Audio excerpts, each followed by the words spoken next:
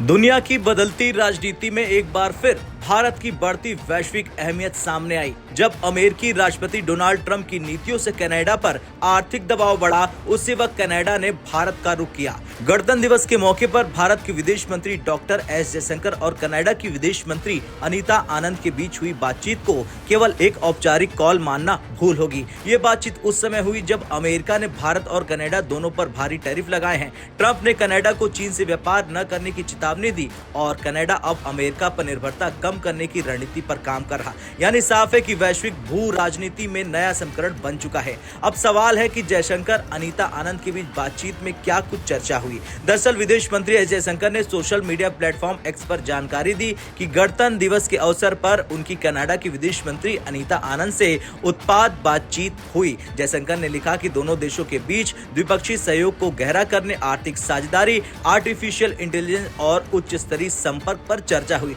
ये बातचीत ऐसे समय पर हुई जब भारत और कनाडा रिश्ते पिछले 2 सालों में सबसे कठिन दौर से गुजर रहे हैं। लेकिन अब संकेत मिल रहे हैं कि बर्फ पिघल रही है और भरोसा लौट रहा है। इस पूरी कहानी में सबसे अहम किरदार हैं अमेरिकी राष्ट्रपति डोनाल्ड ट्रंप। ट्रंप प्रशासन ने भारत पर 50% टैरिफ लगाया, जिसमें से 25% रूस से तेल खरीद को लेकर है। कनाडा पर 35% टैरिफ लगाया। इसके साथ ही ट्रंप ने कनाडा को चेतावनी दी कि वो चीन के साथ व्यापारिक समझौते करने से बचे। यानी कनाडा के सामने दोहरी चुनौती है, अमेरिका का आर्थिक दबाव है और वैश्विक व्यापार में विकल्पों की कमी है। इसी बीच कनाडा के प्रधानमंत्री मार्क कार्नी ने साफ संदेश दिया कि बाय कैनेडियन मतलब अब कनाडा अपने घरेलू उद्योग को मजबूत करेगा और अमेरिका पर निर्भरता कम करेगा। कनाडा के प्रधानमंत्री मार्क कार्नी ने एक्स पर साफ लिखा कि हम अगले 1 दशक में अमेरिका के बाहर अपने निर्यात को दोगुना करेंगे। यहीं से भारत की एंट्री होती है। भारत आज दुनिया की सबसे तेजी से बढ़ती अर्थव्यवस्था है, विशाल उपभोक्ता बाजार है, तकनीक, एआई, मैन्युफैक्चरिंग और सर्विस सेक्टर में मजबूत ताकत है।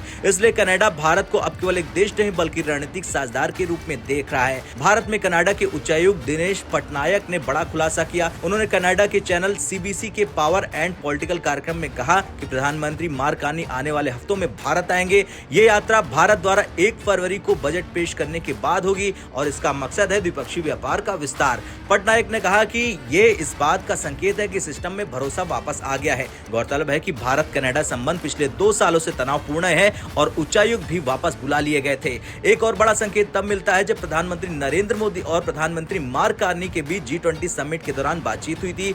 दोनों देशों ने सहमति जताई थी CEPA पर बातचीत को लेकर। लक्ष्य साफ है, 2030 तक व्यापार को $50 अरब तक पहुंचाना। यह समझौता भारत कनाडा रिश्तों को नई ऊंचाई पर ले जा सकता है। अब सवाल अमेरिका इससे परेशान क्यों है? क्योंकि भारत और कनाडा दोनों ही ट्रंप की टैरिफ का सामना कर रहे हैं। दोनों अब वैकल्पिक साझेदार तलाश रहे हैं और ये अमेरिका की व्यापारिक पकड़ को कमजोर कर सकता है। कनाडा का भारत की ओर झुकना यह दिखाता है कि ट्रंप की दबाव वाली नीति उल्टा असर कर रही है। जयशंकर को आया ये फोन केवल एक कूटनीतिक शिष्टाचार नहीं था, बल्कि एक संकेत था कि बदलती दुनिया में भारत अब समाधान का हिस्सा है। जब वैश्विक शक्तियां टकरा रही हैं, भारत संतुलन बना रहा है और जब भरोसे की जरूरत होती है, भारत को फोन किया जाता है। ट्रंप के दबाव के बीच कनाडा का भारत की ओर बढ़ना यह दिखाता है कि भारत अब वैश्विक राजनीति का हाशिया नहीं बल्कि केंद्र बन चुका है।